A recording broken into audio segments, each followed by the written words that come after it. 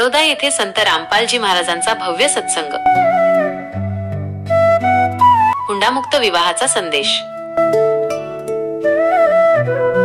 दीपक गोसावी। दिनांक 14 सप्टेंबर 2025 रोजी तळोदा येथील मीरा कॉलनीतील गोपीनाथ मुंडे सभागृहात संत रामपालजी महाराज यांच्या जिल्हा सत्संगाचे भव्य आयोजन करण्यात आले। या कार्यक्रमात नंदुरबार जिल्ह्यातील नवापूर, शहादा, नंदुरबार, धडगाव, अक्कलकुवा तसेच तळोदा येथील मोठ्या संख्येने भाविक उपस्थित होते। या सत्संगात संत रामपालजी महाराजांच्या संदेशानुसार हुंडामुक्त विवाह आणि गुरु महिमा यावर विशेष मार्गदर्शन करण्यात आले। सकाळी ठीक 11 वाजता प्रोजेक्टरच्या माध्यमातून सत्संगाला सुरुवात झाली। यावेळी हुंड्यामुळे समाजात निर्माण झालेल्या समस्यांवर प्रकाश टाकण्यात आला। आजकाल मुलगी जन्माला घालण्यास देखील पालक तयार नसतात, कारण लग्नासाठी मोठ्या प्रमाणात हुंडा द्यावा लागतो। ही गंभीर समस्या लक्षात घेऊन संत रामपालजी महाराजांनी रमणी विवाह नावाची अनोखी पद्धत सुरू केली आहे। हा विवाह केवळ 17 मिनिटांत संपन्न होतो, ज्यात कोणत्याही प्रकारच्या हुंड्याचा किंवा खर्चाचा समावेश नसतो। वर किंवा वधू पक्ष कोणतीही मागणी करत नाही। हा विवाह सोहळा फक्त 17 मिनिटांत उपस्थित भक्त समुदायासमोर रमणीच्या माध्यमातून पार पडतो।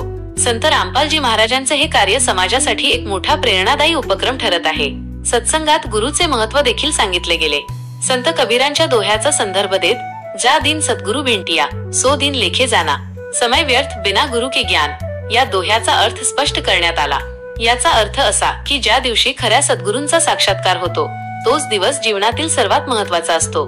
सद्गुरूंच्या ज्ञानाशिवाय प्रत्येक क्षण व्यर्थ आहे, त्यामुळे प्रत्येकाने गुरूंचे मार्गदर्शन घेऊन जीवनाचे खरे उद्दिष्ट पूर्ण करावे, असा संदेश यावेळी देण्यात आला। या सत्संगासाठी आलेल्या भाविकांच्या सोयीसाठी उत्तम व्यवस्था करण्यात आली होती। शहादा तळोदा रस्त्यावर येणाऱ्या भाविकांना योग्य मार्गदर्शन करण्यासाठी सेवेदार झेंडे घेऊन उभे होते।